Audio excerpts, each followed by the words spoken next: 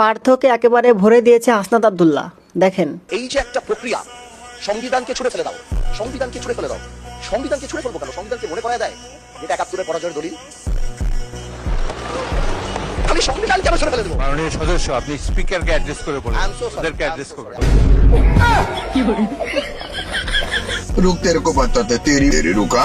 মাননীয় স্পিকার, গণতন্ত্রের জন্য যে আপোষহীন লড়াই করে গিয়েছেন বেগম জিয়া, উনি বলেছিলেন যেদিন জনতার সরকার প্রতিষ্ঠিত হবে, যেদিন এই পার্লামেন্ট জনতার সরকারের কাছে যাবে, এদিন এই সংবিধানকে ছুড়ে ফেলা হবে। এই সংবিধান ছুড়ে ফেলার সাথে স্বাধীনতা যুদ্ধাপরাধীর অ্যালাইন করার যেটার হাততালি তারা দিয়েছেন, সেটির মধ্য দিয়ে বেগম জিয়াকে তারা মূলত হচ্ছে অপমান করেছেন কিনা তারা সেটা ভেবে দেখবেন। যদি এই সংবিধানকে বাইবেল ধরে নেই, এই সংবিধানকে যদি গসপেল ধরে নেই, তাহলে মাননীয় স্পিকার সেদিন বেগম জিয়া জেল থেকে বের হতে পারেন না। মাননীয় স্পিকার সেদিন বেগম জিয়া জেল থেকে বের হয়েছিল অভ্যুত্থানের জনরায়ের ভিত্তিতে। মাননীয় স্পিকার, গ্রামের ভাষায় কথা আছে, বলতে চাই না, যে গান পার হইলে মাঝি গন্দুলা ভাই, ছাত্ররা আপনাদের নেতাকর্মীরা গত ১৭ বছর ধান খেতে পাইতে হয়েছে। মহাসচিব কান্না করে বলেছে তাদের নেতাকর্মীরা ঢাকায় এসে রিক্সা চালিয়ে জীবন নির্বাহ করত।